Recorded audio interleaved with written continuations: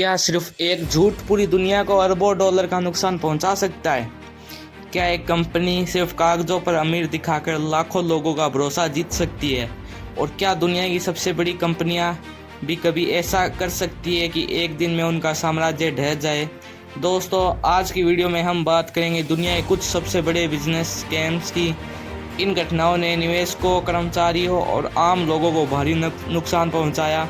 इस वीडियो का उद्देश्य किसी को बदनाम करना नहीं, बल्कि ये समझना है कि गलत फैसलों, धोखाधड़ी और कमज़ोर निगरानी से क्या परिणाम हो सकते हैं। तो चलिए शुरू करते हैं।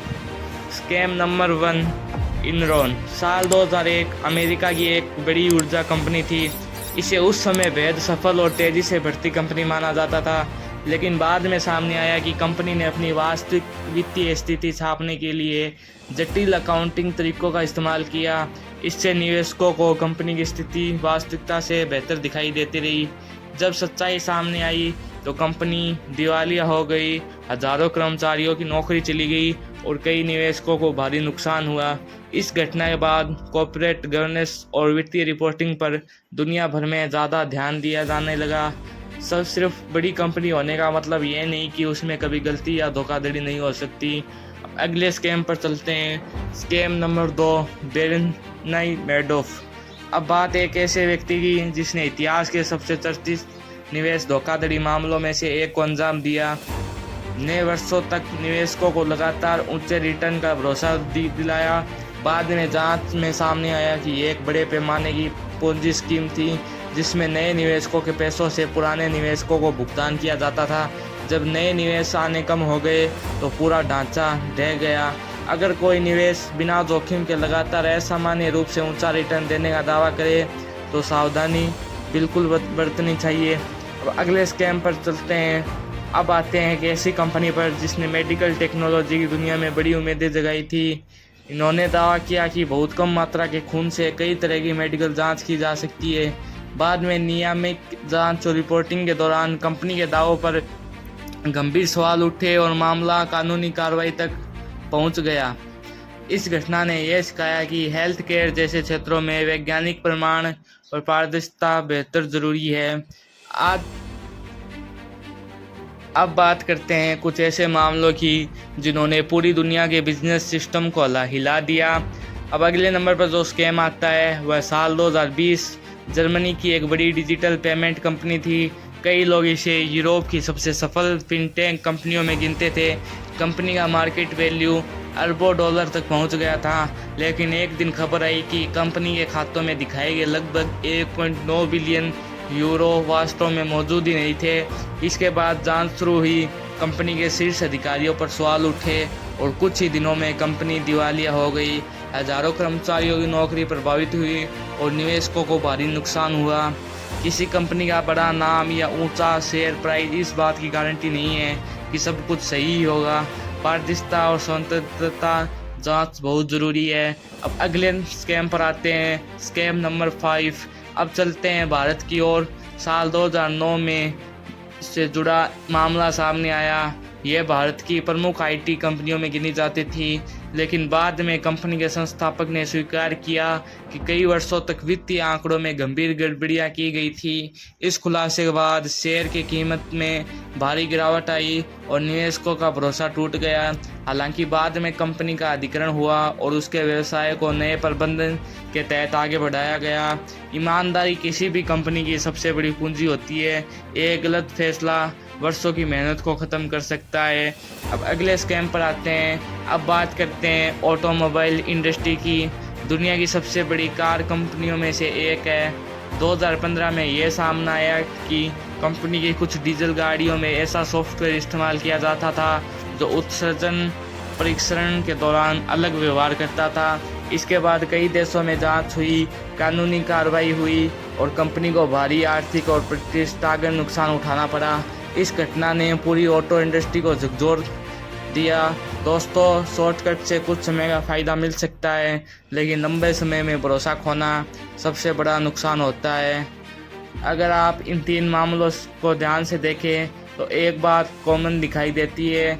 शुरुआत में सब कुछ शानदार लग रहा था, कंपनियां बड़ी थी, लोग उन पर भरोसा करते थे, निवेशक लगातार पैसा लगा रहे थे।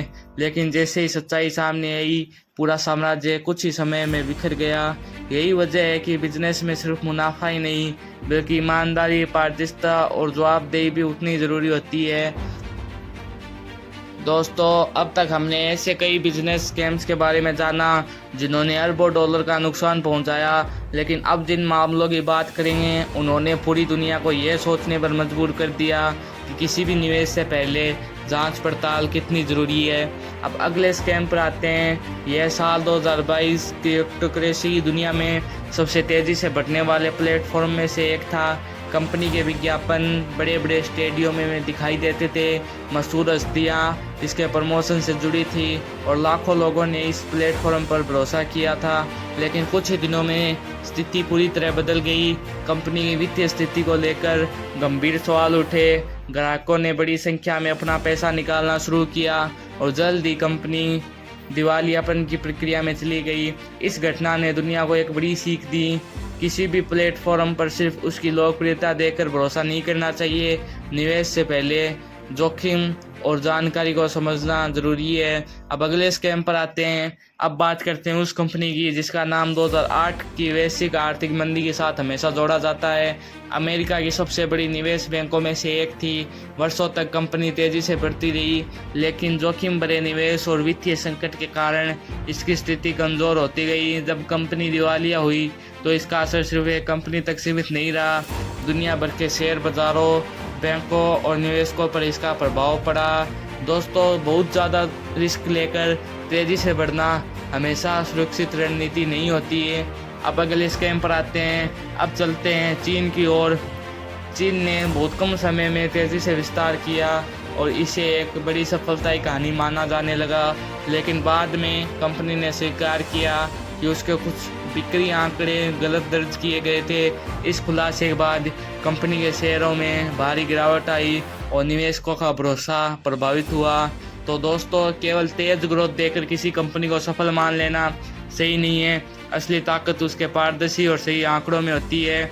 अगर आपने इन 3 मामलों को ध्यान से देखा होगा तो एक बात बार बार सामने आती है, भरोसा बनाना मुश्किल होता है, लेकिन उसे खोने में सिर्फ कुछ दिन या कुछ घंटे भी लग सकते हैं।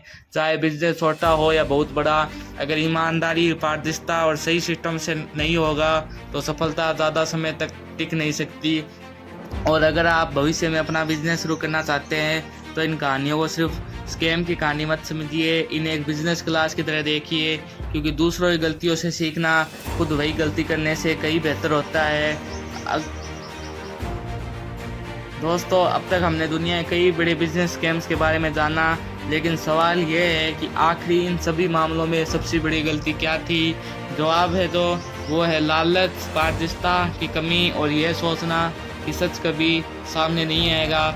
लेकिन इतिहास बताता है कि सच्चाई देर से सही सामने ज़रूर आती है। क्या इन स्कैम्स के बाद दुनिया बदली? तो हाँ, बिल्कुल बदली है। इन घटनाओं के बाद कई देशों में कंपनियों के लिए नियम और सख्त किए गए, ऑडिट सिस्टम मजबूत किए गए, निवेशकों की सुरक्षा के लिए नए कानून बनाए गए, कंपनियों से ज़्यादा पारदर्शी वित्तीय रिपोर्टिंग की उम्मीद की जाने लगी। यानी इन घटनाओं ने सिर्फ नुकसान ही नहीं हुआ, बल्कि दुनिया उनसे भी सीख भी ली। अगर आप तो इन 4 बात बिजनेस शुरू करना चाहते हैं तो इन 4 बातों को हमेशा याद रखिए। पहली बात, भरोसा सबसे बड़ी पूंजी है। पैसा कमाना मुश्किल है, लेकिन लोगों का भरोसा जीतना उससे भी ज़्यादा मुश्किल है। दूसरी बात, कभी भी शॉर्टकट मत चुनिए। तीसरी बात, अपने ग्राहकों और निवेशकों से सच मत छिपाइए। चौथी बात, ईमानदारी सबसे अच्छा बिजनेस मॉडल है। अगर आपने पूरी सीरीज देखी है तो आपने एक बात ज़रूर नोटिस की होगी, इन सभी मामलों में शुरुआत शानदार थी, लोगों ने भरोसा किया, पैसा आया, नाम बना, लेकिन जब सच सामने आया तो कई बड़े बिजनेस कुछ ही समय में बिखर गए। यही कारण है कि बिजनेस सिर्फ मुनाफा कमाने का नाम नहीं, बिजनेस एक जिम्मेदारी है। दोस्तों, उम्मीद करता हूँ इस वीडियो से आपको सिर्फ दुनिया के सबसे बड़े बिजनेस स्कैम्स के बारे में नहीं, बल्कि एक सफल और ईमानदार बिजनेस बनाने की सोच भी मिली होगी। अगर आपको ये वीडियो पसंद आई हो तो इसे लाइक करें, अपने दोस्तों के साथ शेयर करें और चैनल को सब्सक्राइब करना बिल्कुल मत भूलिए। कमेंट में ज़रूर बताइए आपको इन सब मामलों में सबसे ज़्यादा हैरान करने वाला कौन सा केस लगा और क्यों। मैं आपसे मिलूँगा अगली वीडियो में बिजनेस पेशे सफलता से जुड़ी एक और दमदार कहानी के साथ। तब तक के लिए बाय, जय हिंद।